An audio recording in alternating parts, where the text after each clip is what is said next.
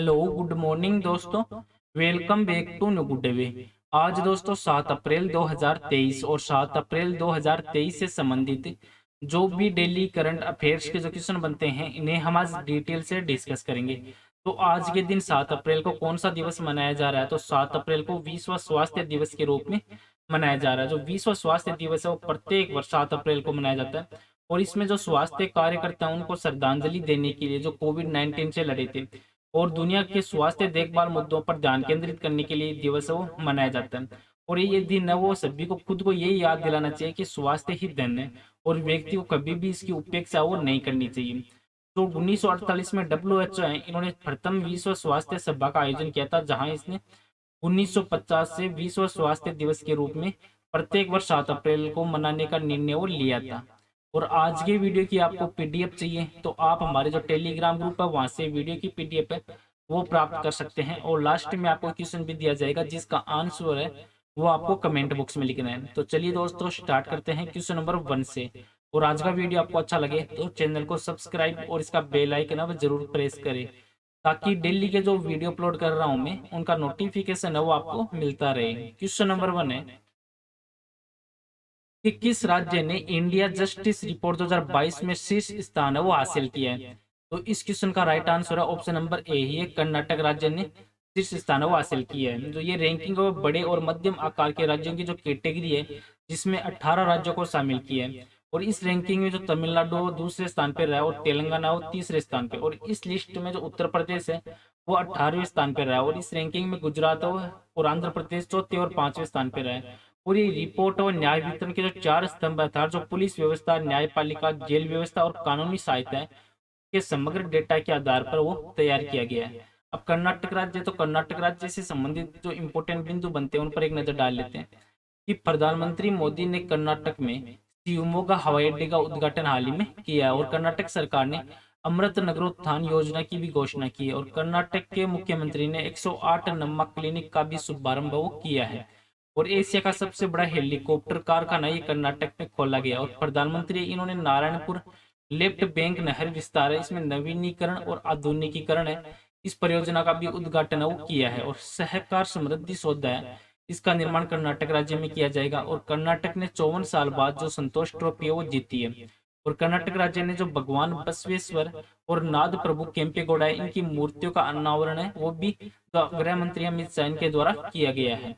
अब कर्नाटक राज्य है तो कर्नाटक राज्य दक्षिण भारत में स्थित एक राज्य है जिसको आप मैप में देख सकते हैं। और कर्नाटक की सीमाएं हैं वो गोवा, महाराष्ट्र, आंध्र प्रदेश, तमिलनाडु और केरल राज्यों से इसकी सीमाएं वो लगती है। और इसकी जो सीमा में पश्चिम में अरब सागर भी। और कर्नाटक के प्रेजेंट है मुख्यमंत्री हैं बसवराज बोम्मई और राज्यपाल थावरचंद्र गहलोत। और कर्नाटक में टोटल जिले हैं 31। और कर्नाटक राज्य का जो गठन है ये 1 नवंबर 1956 को कर्नाटक राज्य का गठन है वो हुआ था। और यहाँ की राजधानी है बेंगलुरु। नेक्स्ट क्वेश्चन है क्वेश्चन नंबर 2 कि राष्ट्रीय समुद्री दिवस है ये प्रतिवर्ष है वो कब मनाया जाता है? तो इस क्वेश्चन का राइट आंसर है ऑप्शन नंबर सी, ये 5 अप्रैल को राष्ट्रीय समुद्री दिवस के रूप में मनाया जाता है। क्योंकि जो 1919 में इस तारीख को जो एसएस रॉयल्टी है the Scindia steam navigation company limited इनका जो पहला जहाज है वो यूनाइटेड किंगडम में गया था। और वह भारतीय नौसेना के इतिहास में एक रेड लेटर डे के रूप में था। और इसी को मद्देनजर रखते हुए 5 अप्रैल को जो विश्व समुद्री दिवस है उसके रूप में मनाया जाता है। अब अप्रैल मंथ है तो अप्रैल मंथ में निम्न इंपॉर्टेंट दिवस और मनाए जाते हैं जिन पर एक नजर डाल लेते हैं कि 1 अप्रैल को उड़ीसा स्थापना दिवस और दृष्टिहीनता निवारण सप्ताह के रूप में मनाया जाता है।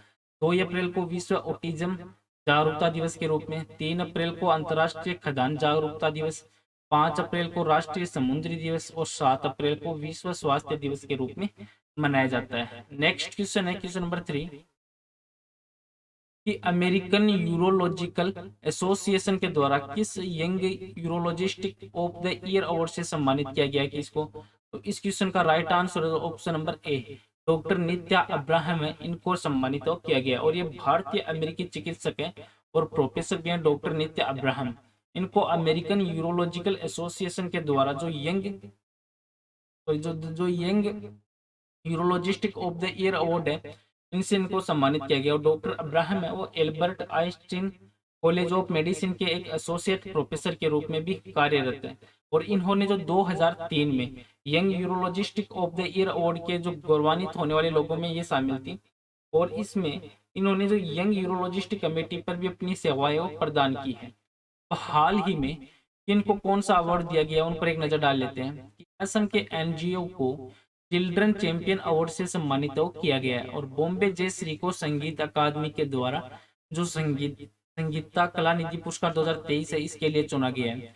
और रतन टाटा को विशिष्ट सेवा के लिए ऑर्डर ऑफ द ऑस्ट्रेलिया इसमें नियुक्त किया गया है। और मीराबाई चानू ने 2022 के लिए जो BBC Indian sports woman of the year का पुरस्कार है वो जीता है। और डॉक्टर जो पेगी मोहन है उन्होंने मातृभूमि बुक ऑफ द ईयर का पुरस्कार है वो जीता है। और भेल ने जो सौर ऊर्जा में सर्वश्रेष्ठ योगदान के लिए जो सीबीआईटी अवार्ड 2022 है वो जीता है। और एनटीपीसी है इन्होंने लगातार 6वें वर्ष में एटीडी बेस्ट अवार्ड 2023 है वो अपने नाम किया है। और एमटी वासुदेवन नायर है इनको केरल के सर्वोच्च नागरिक सम्मान से सम्मानित है वो किया गया। और कश्मीर की जो आलिया मीर है इनको वन्य जीव संरक्षण पुरस्कार 2023 है इनसे इनको सम्मानित वो किया गया है। अब नेक्स्ट क्वेश्चन है क्वेश्चन नंबर 4 कि सालार डी अटाकामा है ये किस देश में पाया जाने वाला सबसे बड़ा नमक का एक मैदान है। तो इस क्वेश्चन का राइट आंसर है ऑप्शन नंबर डी, ये चिल्ली में। जो सालार डी अटाकामा है वो चिल्ली का सबसे बड़ा एक नमक का मैदान है। और देश के जो अधिकांश लिथियम भंडार है वो इसी क्षेत्र में पाए जाते हैं। और चिल्ली है वो लिथियम मूल्य श्रृंखला में टैप करने के लिए भारत के साथ सहयोग करने की योजना है वो भी बना रहा है। और तांबा उत्पादक राष्ट्र है चिल्ली, इसमें दुनिया का सबसे बड़ा ज्ञात लिथियम भंडार भी है। नेक्स्ट क्वेश्चन है क्वेश्चन नंबर 5 है कि महिला निधि है वो किस राज्य के द्वारा शुरू की गई एक पहली महिला सहकारी निधि है।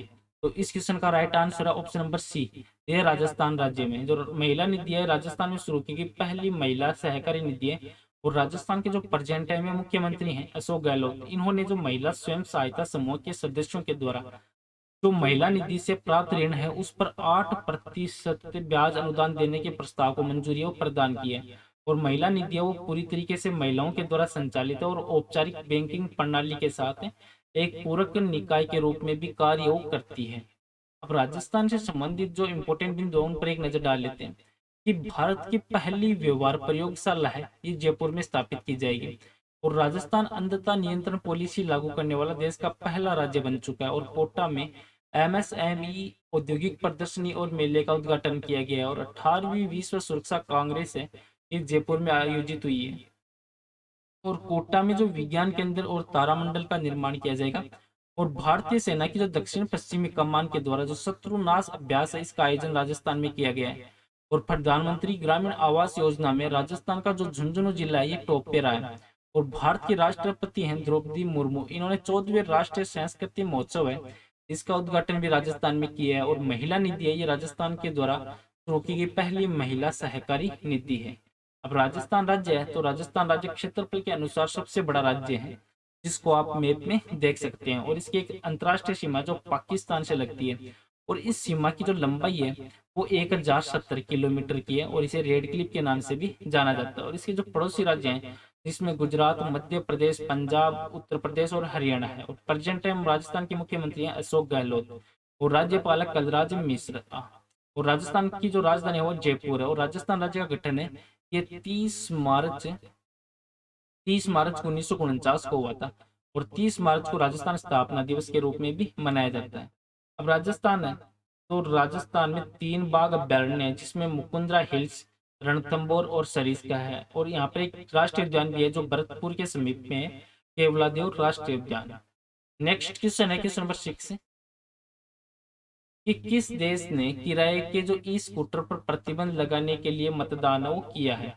तो इस क्वेश्चन का राइट आंसर है ऑप्शन नंबर बी, ये फ्रांस के द्वारा जो प्रतिबंध लगाने के लिए मतदान किया गया जो फ्रांस में एक आयोजित हुआ था जिसमें गैर बाध्यकारी जनमत संग्रह में लगभग 89.03% वोट है वो फ्री स्टैंडिंग स्कूटर है उसके विरोध में थे जिन्हें ऐप के माध्यम से अल्पकालिक आधार पर बुक किया जाता था। और किराए के जो ये ई स्कूटर है जिन्हें कारों के लिए एक हरित विकल्प को बढ़ावा देने के लिए जो सन 2018 में पेश किया गया था। और इसे 1 साल है इसमें 1 सितंबर तक इन उपकरणों को पूरी तरीके से प्रतिबंध लगा दिया गया था। अब फ्रांस है, तो फ्रांस पश्चिमी यूरोप में स्थित एक देश है जिसको आप मैप में देख सकते हैं। और फ्रांस के जो पड़ोस में है, जैसे Belgium, Germany, Switzerland, Italy, Spain, और इसके पश्चिम में अटलांटिक महासागर भी है। फ्रांस की राजधानी है पेरिस, और यहाँ के राष्ट्रपति हैं एमानुएल मैक्रोन, और प्रधानमंत्री हैं एडवर्ड फिलिप, और यहाँ की मुद्रा है फ्रांस की, वो है यूरो। नेक्स्ट क्वेश्चन है क्वेश्चन नंबर 7, कि किस राज्य ने लोकतंत्र प्रहरी सम्मान अधिनियम है इसको निरस्त कर दिया है? तो इस क्वेश्चन का राइट आंसर है ऑप्शन नंबर बी, ये हिमाचल प्रदेश में निरस्त किया गया है। जो हिमाचल प्रदेश है, इन्होंने लोकतंत्र प्रहरी सम्मान अधिनियम है इनको हाल ही में रिपील्ड किया है। और इस अधिनियम में ये 1975 से लेके जो 1977 तक एक आपातकाल के दौरान जो भी जेल में बंद लोग हैं उनको 20,000 रुपए और 20,000 रुपए और 12,000 रुपए की जो मासिक पेंशन है वो प्रदान करता था, जिसको हाल ही में हिमाचल प्रदेश है, इस राज्य में इस अधिनियम को निरस्त कर दिया गया। अब हिमाचल प्रदेश है, तो हिमाचल प्रदेश से संबंधित जो इम्पोर्टेंट बिंदु बनते हैं उन पर एक नजर डाल लेते हैं। कि हिमाचल प्रदेश सरकार ने मुख्यमंत्री सुखाश्रय सहायता कोष की शुरुआत की है हाल ही में। और हिमाचल प्रदेश ने अपना जो 53वां स्थापना दिवस मनाया। और मेघा प्रोत्साहन योजना 2023 है, इसकी शुरुआत हिमाचल प्रदेश सरकार के द्वारा शुरू की गई थी। और नागरिकों को स्वास्थ्य सेवाएं प्रदान करने के लिए हिमकेयर योजना 2023 की भी शुरुआत की गई थी। और स्वर्ण जयंती अनुशिक्षण योजना 2023 है, में हिमाचल प्रदेश राज्य सरकार के द्वारा यह शुरू किया गया था। और 1 जुलाई 1954 को जो बिलासपुर राज्य को हिमाचल प्रदेश और बिलासपुर अधिनियम 1954 के तहत हिमाचल प्रदेश में मिला दिया गया था। और 26 जनवरी 1950 को भारत का संविधान लागू हुआ तो हिमाचल को एक पार्ट सी भी राज्य बन गया था। 1 नवंबर 1956 है, तो इसको हिमाचल प्रदेश वो एक केंद्र शासित प्रदेश बन चुका था। और हिमाचल प्रदेश राज्य अधिनियम 18 दिसंबर 1970 को संसद के द्वारा पारित किया गया था। और एक नया राज्य वो 25 जनवरी 1971 को अस्तित्व में आया था। अब हिमाचल प्रदेश है, तो हिमाचल प्रदेश उत्तर पश्चिम भारत में स्थित एक राज्य है जिसको आप मैप में देख सकते हैं। और इसकी सीमाएं हैं वो जम्मू कश्मीर, पंजाब, हरियाणा, उत्तर प्रदेश, उत्तराखंड और तिब्बत से लगती है। और हिमाचल प्रदेश के प्रेजेंट मुख्यमंत्री हैं सुखविंदर सिंह सुक्खू, और राज्यपाल राजेंद्र विश्वनाथ अर्लेकर। और हिमाचल प्रदेश में टोटल जिले हैं 12। और हिमाचल प्रदेश की राजधानी है शिमला। नेक्स्ट क्वेश्चन है क्वेश्चन नंबर क्वेश्चन नंबर 8, कि 3D प्रिंटेड क्रायोजेनिक इंजन का सफल परीक्षण है ये भारत के किस स्पेस स्टार्टअप ने किया है? तो इस क्वेश्चन का राइट आंसर है दोस्तों ये ऑप्शन नंबर डी है, स्काईरूट एरोस्पेस। इसके द्वारा इसका परीक्षण वो किया गया है। जो भारत की प्राइवेट स्पेस कंपनी है स्काईरूट एरोस्पेस, इन्होंने 3D प्रिंटेड क्रायोजेनिक इंजन है धवन इस सेकंड का सफलतापूर्ण परीक्षण किया। और ये इंजन है ये लगभग 200 सेकंड तक एक्टिव मोड में था। और इसकी टेस्टिंग वो विक्रम द्वितीय रॉकेट के लिए की गई थी। और इस टेस्टिंग है वो नागपुर में स्काईरूट के स्वदेशी रूप से विकसित जो mobile cryogenic engine testing pad है वहाँ पे किया गया था। और धवन सेकंड है उसमें एक है वो 3.5 किलोग्राम न्यूटन इंजन है जिसका नाम भारत के रॉकेट वैज्ञानिक है डॉक्टर सतीश धवन इसके नाम पे रखा गया है। और अब स्काईरूट एरोस्पेस भारत की एक प्राइवेट एरोस्पेस कंपनी है। इसकी जो स्थापना वो वर्ष 2018 में इसकी स्थापना वो की गई थी। नेक्स्ट क्वेश्चन है क्वेश्चन नंबर 9, कि किस महिला वेट लिफ्टर पर टॉप टेस्ट में फेल होने के कारण 4 साल का प्रतिबंध वो लगा दिया है? तो इस क्वेश्चन का राइट आंसर है ऑप्शन नंबर सी, ये संजीता चानू पर प्रतिबंध वो लगाया गया है। जो राष्ट्रमंडल खेलों में 2 बार जो गोल्ड मेडल पदक विजेता है वेट लिफ्टर संजीता चानू, इन पर दो पे जो स्टेप में फेल होने के कारण जो 4 साल का जो प्रतिबंध है वो इन पर लगा दिया गया है। और संजीता वो पिछले साल जो एनाबोलिक है इस मेटाबोलाइट को लेकर पॉजिटिव में आई थी। और ये पदार्थ वो विश्व डोपिंग रोधी प्रतिबंध जो लिस्ट है उसमें शामिल है। और इसी को लेने के कारण इनको 4 साल के लिए प्रतिबंधित वो कर दिया गया है। नेक्स्ट क्वेश्चन है क्वेश्चन नंबर 10, कि गुजरात टाइटंस ने चोटिल केन विलियमसन है इनकी जगह किस खिलाड़ी को टीम में शामिल किया है? तो इस क्वेश्चन का राइट आंसर है दोस्तों ऑप्शन नंबर ए, ये दासुन सनाका को शामिल किया है। जो गुजरात टाइटंस है इन्होंने तो केन विलियमसन है जो श्रीलंका के ऑलराउंडर है दासुन सनाका, इनको इनकी जगह पर केल विलियमसन की जगह पर नियुक्त किया है। और श्रीलंका की जो T20 की टीम के कप्तान है सनाका, वो इस अच्छी समय परफॉर्मेंस भी दे रहे हैं अपनी। और सनाका के पास में जो 87 T20 इंटरनेशनल के मैच खेलने का अनुभव भी प्राप्त है। और ये अब तक इन्होंने 181 T20 मैच खेले हैं, जिनमें इन्होंने 141.94 की स्ट्राइक रेट के साथ में इन्होंने 3702 रन भी बनाए जा चुके हैं।